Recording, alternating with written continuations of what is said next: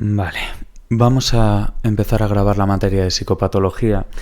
Ya están, los vídeos de lo que es la materia en sí grabados con los apuntes de Dolores Atorre, con todo. Ahora lo que voy a hacer es grabar las preguntas de exámenes anteriores por temas y actualizado hasta el 2024, ¿vale? Incluido también septiembre, este último examen que hubo, ¿vale?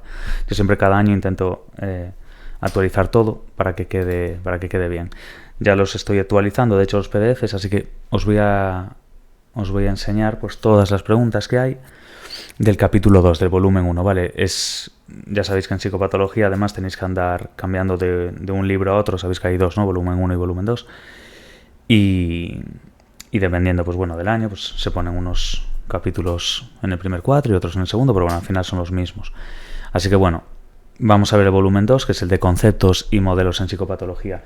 Yo estoy aprovechando ya para estudiarlo a la vez un poco, porque yo ya terminé la parte de la carrera en sí y ahora voy a mirar las preguntas, lo que es el estudio de Belloc, del manual, para el PIR, ¿vale?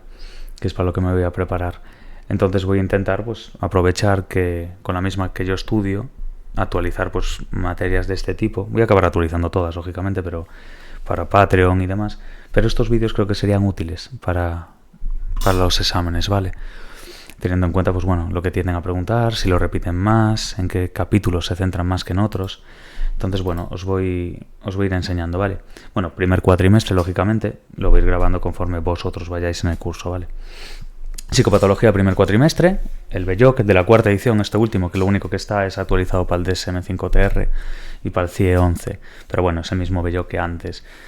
Entonces, las preguntas van a ser desde el Belloc, que son del 2020 en adelante. Yo lo he puesto desde el 2016 porque hay preguntas incluso anteriores que he aprovechado porque siguen valiendo dentro del Belloc, ¿vale?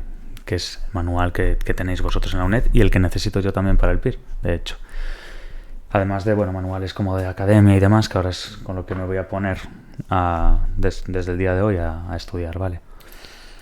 ¿Y qué más? Nada, os voy a enseñar, creo que son de 40 o 40 y algo de preguntas, mira, 45, ¿vale? Las vamos a leer todas. Y luego voy a seguir haciéndolo con los demás temas, ¿vale? Entonces, vamos allá. Primera pregunta. De acuerdo con la síntesis de Wojciechowicz en 1984, modificada, un inicio del trastorno en cualquier momento de la vida y extrínseco a la evolución de la personalidad es predicho por el modelo de enfermedad, ¿vale? Vemos las otras opciones como macrosocial y psicodinámico que no corresponden a la síntesis de él, ¿vale? Es el modelo de enfermedad.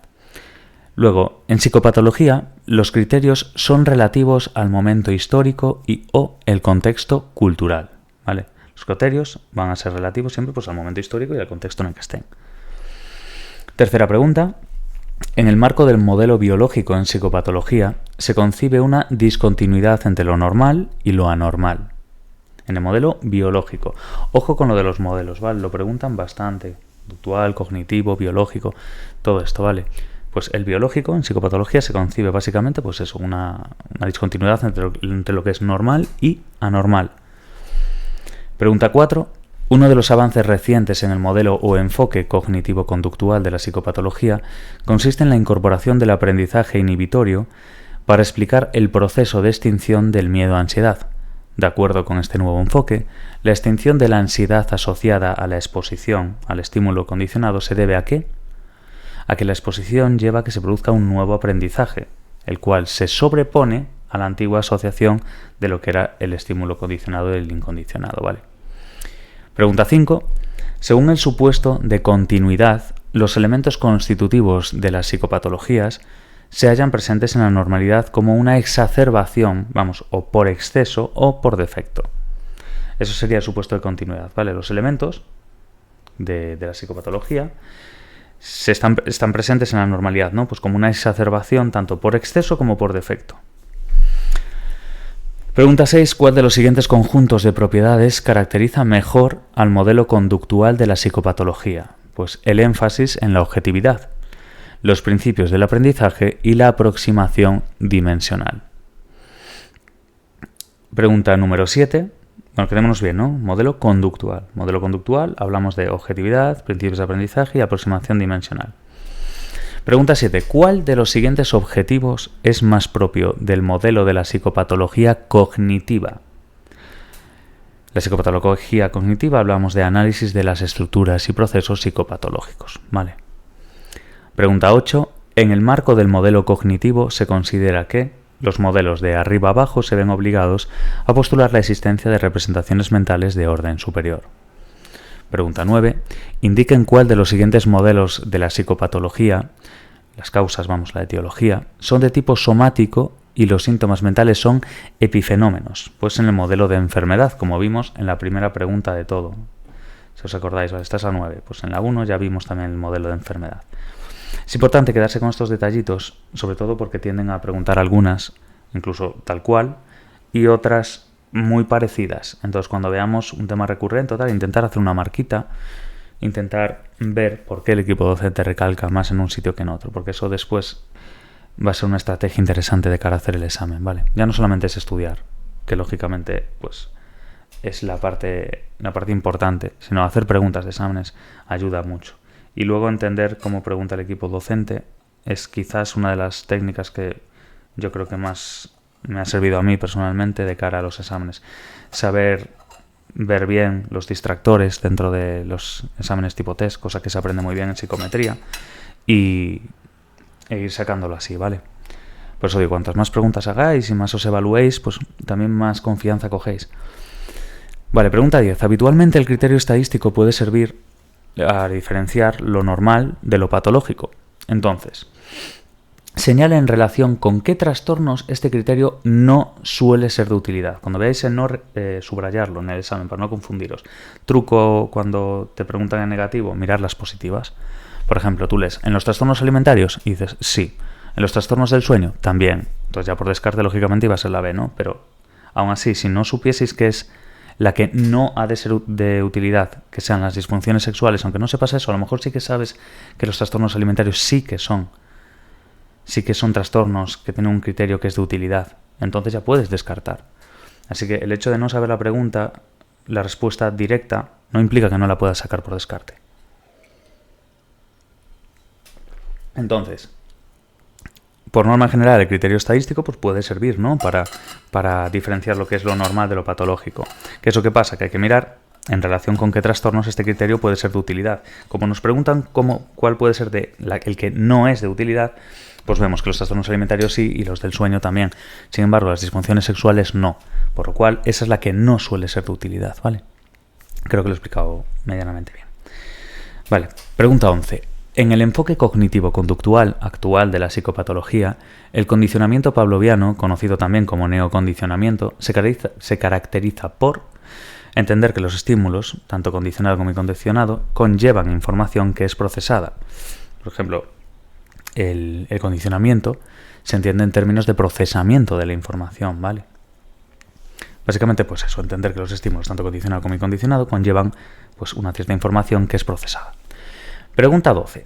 Los criterios subjetivos o intrapsíquicos son poco adecuados como criterios psicopatológicos del siguiente tipo de trastornos. Hablamos de las demencias, ¿vale? Los criterios subjetivos o intrapsíquicos son poco adecuados como criterios psicopatológicos de los trastornos de las demencias, vamos.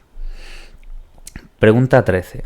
Sin embargo, vemos como la A y la B sí, ¿no? Trastornos de ansiedad y trastornos depresivos son adecuados como criterios psicopatológicos, ¿vale?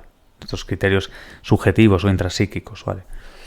Sin embargo, en las demencias, lógicamente, no. Pregunta 13. Una de las conclusiones que se han obtenido sobre el significado de los criterios de psicopatología consiste en lo siguiente. Los elementos que definen un comportamiento como psicopatológico solo difieren de los normales en términos de grado, extensión y repercusiones. Entonces esa sería pues bueno, una de las conclusiones que se han obtenido pues, sobre el significado de los criterios de psicopatología, que es que los elementos que definen un comportamiento como psicopatológico solo difieren de los normales en términos de grado, de extensión y de repercusiones. Pregunta 14. Uno de los avances recientes en el modelo o enfoque cognitivo-conductual de la psicopatología consiste en la incorporación del aprendizaje inhibitorio para explicar el proceso de extinción del miedo a ansiedad, De acuerdo con este nuevo enfoque, durante la exposición al estímulo fóbico se produce un nuevo aprendizaje de la asociación estímulo condicionado incondicionado. Vale, importante eso, no es que se produzca una habituación o un borrado de la asociación, lo que se produce es un nuevo aprendizaje. Hay un nuevo aprendizaje de la asociación de estímulo condicionado e incondicionado. Ya veis que preguntan bastante esta parte, ¿vale? Dentro de lo que serían los modelos o del enfoque cognitivo-conductual de psicopatología. Pregunta 15. En la psicopatología se han formulado diferentes tipos de modelos teóricos generales para explicar la conducta anormal. Indique cuál de las siguientes características no se ha asociado al modelo conductual. ¿Cuál no se ha asociado? Vale. ¿Cuáles vemos que se han asociado? Pues rechazar el concepto de enfermedad y conceder una especial revelación a los factores ambientales. Entonces, concepto de enfermedad y factores ambientales. Eso sí que se ha asociado al modelo conductual, ¿vale?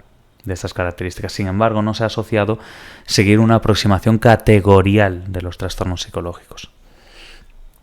Pregunta 16. El criterio de anormalidad de tipo subjetivo o intrapsíquico hace referencia a dos aspectos nucleares de la clínica. ¿A qué dos aspectos nos estamos refiriendo? Ojo con esto, ¿vale? Criterio de anormalidad de tipo subjetivo o intrapsíquico. Pregunta también muy parecida que hemos visto antes. Hace referencia a dos aspectos nucleares de la clínica, que es la conciencia de enfermedad y la egodistonía. Pregunta 17. Entre los siguientes tipos de criterios de anormalidad, ¿cuál es el menos apropiado para el diagnóstico de un trastorno psicótico? Pues los criterios subjetivos o intrapsíquicos, ¿vale? Criterios subjetivos o intrapsíquicos, exactamente lo mismo que hemos visto aquí y en la anterior. Lo que pasa es que ahora nos están dando en la respuesta la pregunta que nos habían dado antes, ¿vale? Pero bueno, ya vemos que es eso, es el menos apropiado para el diagnóstico de un trastorno psicótico. ¿Os acordáis que la pregunta que nos habían hecho sobre esto era, la respuesta era demencias? Eso es a lo que se refiere, ¿vale? Lo menos apropiado, lógicamente, para eso, para lo que sería un trastorno psicótico, en este caso una demencia, el tirar de criterios subjetivos intrapsíquicos es lo menos apropiado. Sin embargo, para la parte de ansiedad que habíamos visto y demás, era viable. Entonces, quedémonos con eso, ¿vale? Pregunta 18. El dolor o las alucinaciones constituyen más propiamente síntomas. Muy importante eso, de hecho, medio lo leí antes también con el tema de lo del PIR, que a saber diferenciar bien signo de síntoma de síndrome, ¿vale? Miraos bien eso en el libro, ¿vale? Cada uno de esos conceptos, porque es muy interesante, ¿vale? De todos modos, a lo mejor no nos lo preguntan tan detallado como ya en el tema del PIR y demás, pero sí para psicopatología, para el examen de la UNED del segundo curso, ¿vale? El dolor o las alucinaciones constituyen más propiamente síntomas. ¿Qué más tenemos por aquí? Eso, simplemente mirar bien a nivel conceptual qué es un signo, qué es un síntoma y qué es un síndrome, ¿vale? Ese síndrome como conjunto de síntomas y signos, ¿vale? Yo es que me acuerdo aún, pues eso, de haberlos ya visto en la carrera, pero ahora justo lo acabo de leer, nada, hace unas horas, el tema de estas tres acepciones, y creo que es interesante. De hecho, suelen preguntar bastante en los exámenes eso. Una de las bondades del modelo biológico en psicopatología es aportar información sobre los concomitantes biológicos de los problemas psicológicos, ¿vale? Importante también, de cara al examen, de cuando lo hagáis, mirar bien y remarcar, yo al menos lo hago, esto es una cosa mía, leer el título e ir subrayando las partes de lo que están preguntando realmente, ¿vale? Están hablando como de los beneficios, de las bondades, de lo bueno del modelo biológico. Entonces yo ya marcaría, por ejemplo, modelo biológico y me vendría a la cabeza, ¿vale? ¿Cuáles hay? Eran tres, era este y este, biológico. Intentar mirar lo que tiene cada uno, ¿vale? En este caso se saca bastante bien, concomitantes biológicos de los problemas psicológicos, pero bueno, para que, por si os preguntan, pues por cognitivo o por cualquier otro, ¿vale? 20. Si un investigador en psicopatología utiliza una metodología consistente en provocar experimentalmente una experiencia anómala en sus sujetos de investigación, diremos que se maneja dentro de una acepción o conceptualización del término modelo, como una analogía, ¿vale? Muy importante esto, analogía. Pregunta 21. El dictamen subjetivo que los individuos pueden hacer sobre su propio estado o situación, en términos de psicopatología, se refiere más propiamente a los, así denominados, criterios intrapsíquicos. Vemos otra vez esta pregunta, ya por cuarta o quinta vez. El mismo tema, preguntas prácticamente idénticas y en otras iguales y otras muy parecidas, pero que versan sobre lo mismo. Entonces es muy importante, ¿vale? Parte subjetiva, ya es que ya lo ves aquí, de subjetivo ya va con intrapsíquico. Estos pequeños truquitos que tenéis que ir viendo que sirven mucho para descartar.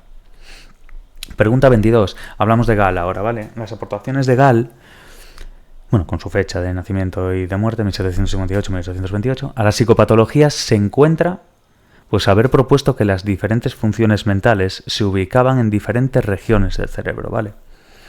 Dependiendo, pues, de... básicamente, pues, de la función mental que se esté mirando, observando, él lo que propuso es que esas diferentes funciones mentales se ubicaban en diferentes regiones cerebrales.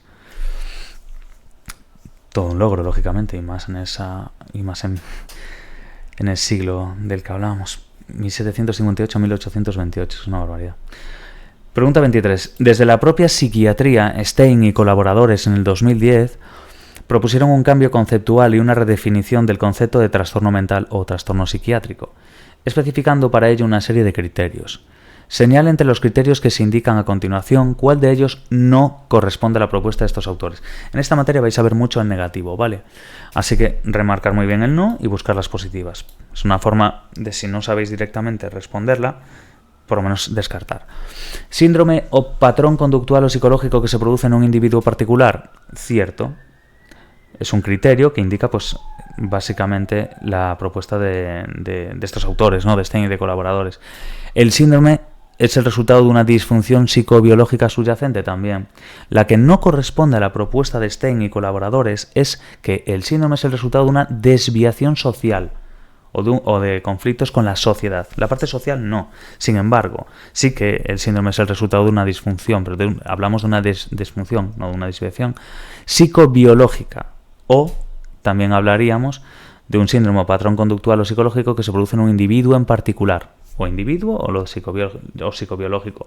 No social o sociedad, ¿vale? Eso no corresponde a la propuesta de Stein y colaboradores. Pregunta 24. Señale cuál de las siguientes opciones hace referencia a modelos teóricos en psicopatología en los que la diferencia entre la patología y la salud mental se entiende como algo continuo, más que como algo discontinuo. Pues hablamos del modelo constitucional, ¿vale? Discrasia.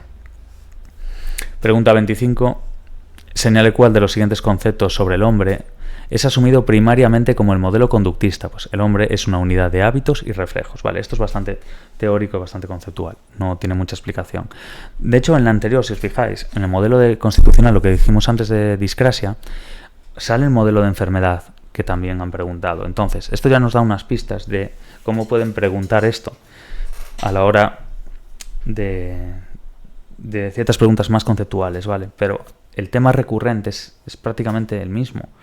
Entonces, una vez se sepa, pues, el modelo constitucional de enfermedad o psicodinámico o el modelo que corresponda, y luego los modelos biológicos y demás, eso ya nos va a dar bastante facilidad para responder, porque aunque no supemos qué es el de constitucional, a lo mejor sí que sabemos el de enfermedad, y sabemos que el de enfermedad no corresponde con ese, por lo cual lo tachamos, el psicodinámico no cuadra, entonces metemos constitucional. Por eso digo que el hecho de saber mirar bien los distractores que nos ofrece el examen es clave para tú luego poder responder, y no necesariamente porque te la sepas directamente la pregunta. Sabes descartar, que eso también es muy importante. Pregunta 25. Señale cuál de los siguientes conceptos sobre el hombre es asumido primariamente como modelo conductista, lo que dijimos antes, ¿no? El hombre es una unidad de hábitos y reflejos. ¿Qué más tenemos? Los enfoques dimensionales de la psicopatología se ajustan en general a los criterios de tipo estadístico, ¿vale? Ya vemos esos enfoques de los de dimensiones, vamos, el dimensional. En general, pues hablamos de criterios de tipo estadístico.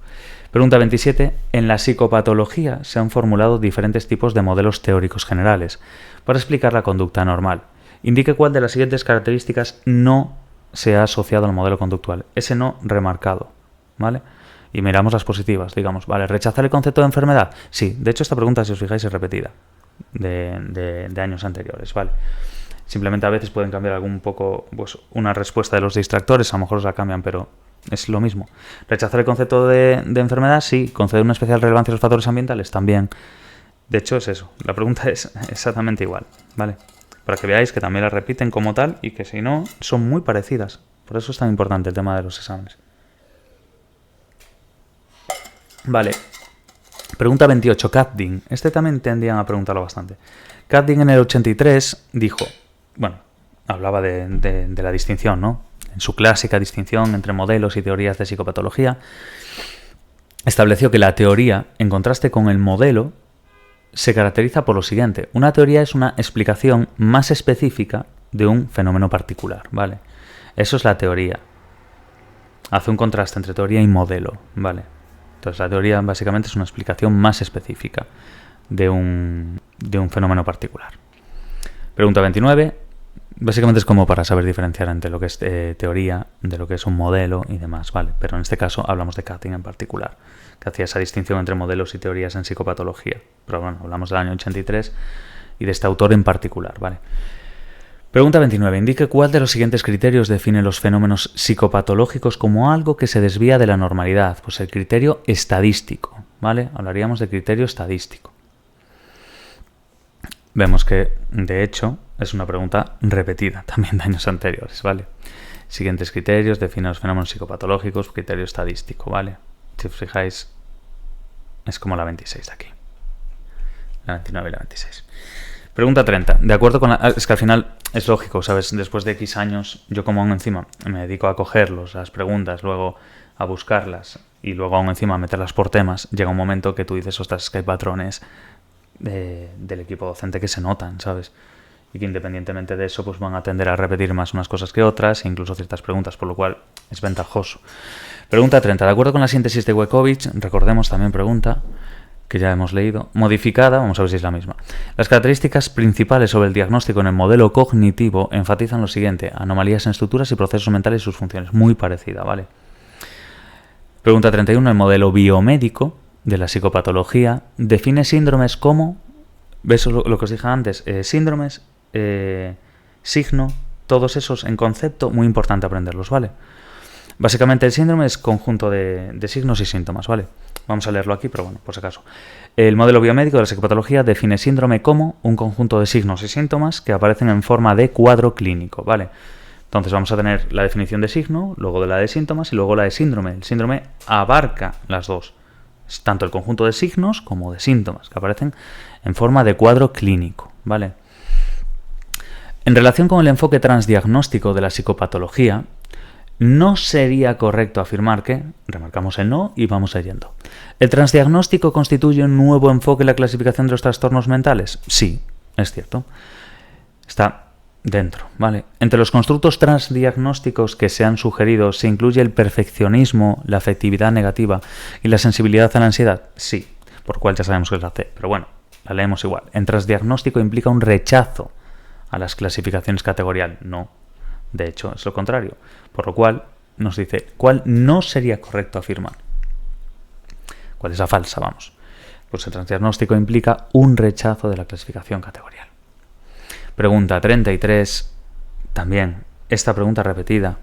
La integración del papel del aprendizaje inhibitorio en el enfoque cognitivo-conductual de la psicopatología ha supuesto entender la extinción de la ansiedad y el miedo como un nuevo aprendizaje, vamos, una nueva asociación entre el estímulo condicionado y el incondicionado.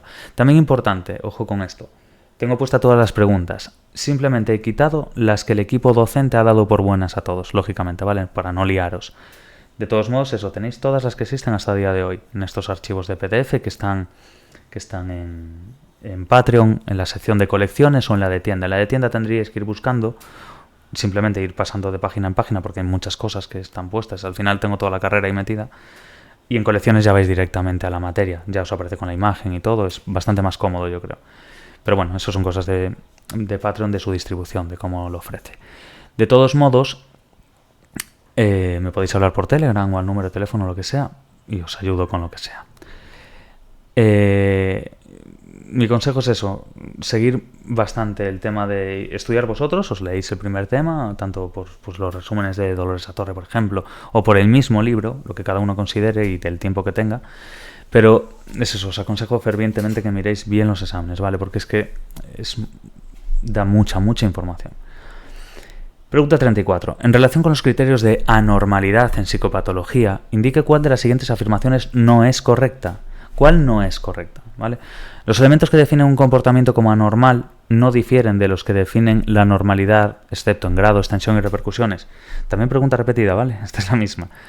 Esa sí que es correcta. Luego, ningún comportamiento es por sí mismo psicopatológico. Muy importante esta. De hecho, es una frase que aparece remarcada en negrita, incluso en los libros de academias y demás, ¿vale?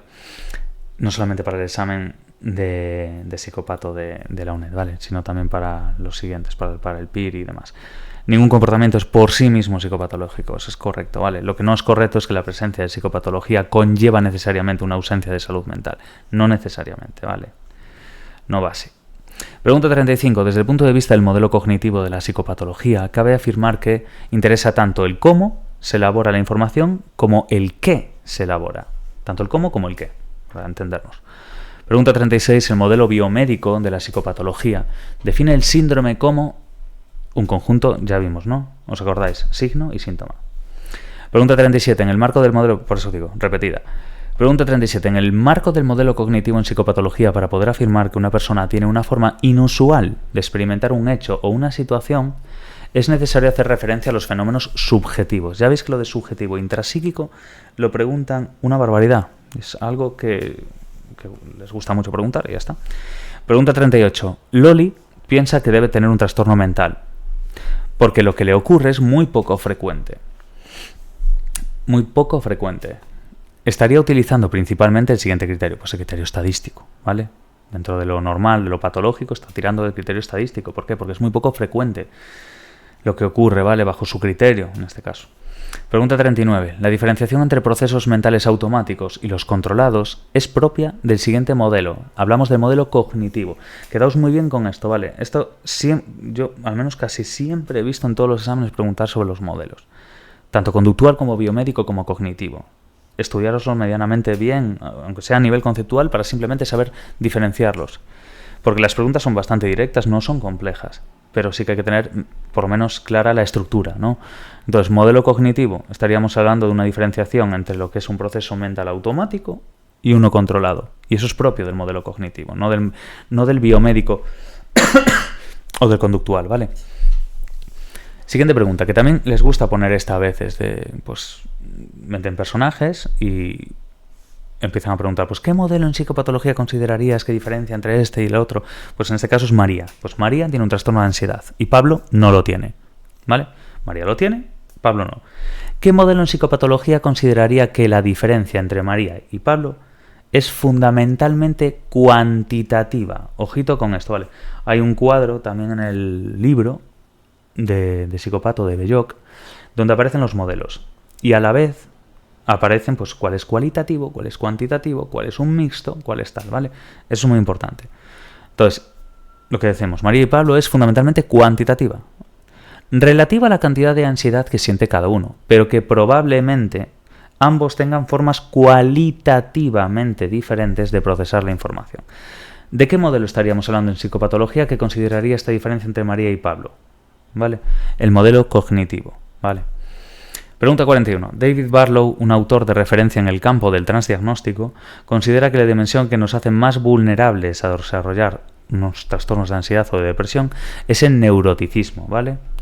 Pregunta 42. ¿Cuál de los siguientes modelos en psicopatología apuesta por buscar las relaciones funcionales entre los síntomas de cara a planificar un tratamiento adaptado a las necesidades de cada cliente en concreto? Pues el modelo conductual, ¿vale? Conductual. Diferenciemos bien con cognitivo, ¿vale? Sobre todo, porque el biomédico se saca bastante bien. A veces te puede liar un poco el cognitivo y el conductual, ¿vale? El conductual estamos hablando de eso, de buscar las relaciones funcionales entre lo que es el síntoma de cara a planificar un tratamiento adaptado a dichas necesidades. Pregunta 43. El aprendizaje adquirido a base de imitar la conducta de otras personas se denomina aprendizaje vicario, ¿vale? Muy básica la pregunta. Cualquiera que haya dado aprendizaje de primero diferencia medianamente esto, ¿vale? Aprendizaje vicario. Básicamente es imitar la conducta de otras personas. Eso es el aprendizaje que tú sacas, que tú has adquirido, que viene en base a lo que tú has visto, lo que tú has imitado de la conducta. Eso es un aprendizaje vicario. 44. A lo largo de la historia de la psicopatología se han propuesto diversos modelos para explicar la conducta anormal. Las investigaciones sobre el procesamiento de la información han nutrido especialmente al modelo cognitivo, ¿vale? proceso de información cognitivo. 45. Existen, última creo, sí. 45. Existen diferentes criterios para diferenciar lo normal de lo psicopatológico. Señala la respuesta correcta respecto al criterio de tipo subjetivo y sus variantes. El criterio algedónico, a diferencia del criterio subjetivo, tiene en cuenta el sufrimiento que el comportamiento normal de una persona puede tener en otras personas de su entorno, ¿vale? Pues hasta aquí las preguntas, ya os digo, son 45, son unas cuantas, y lo mismo voy a hacer con todos los temas o capítulos de psicopatología, ¿vale? Así yo también aprovecho para, a medida que vaya estudiando yo cosas del PIR, para repasar, y os voy grabando esto, que yo creo que es interesante, ¿vale? A mí estas preguntas también me sirven, así que bueno, os voy a dejar aquí en YouTube el primer tema, y luego los demás los pongo para los suscriptores, tanto de Patreon como de YouTube, ¿vale? Cualquier cosa me habláis. Así que bueno, mucho ánimo y a por el curso. Chao, chao.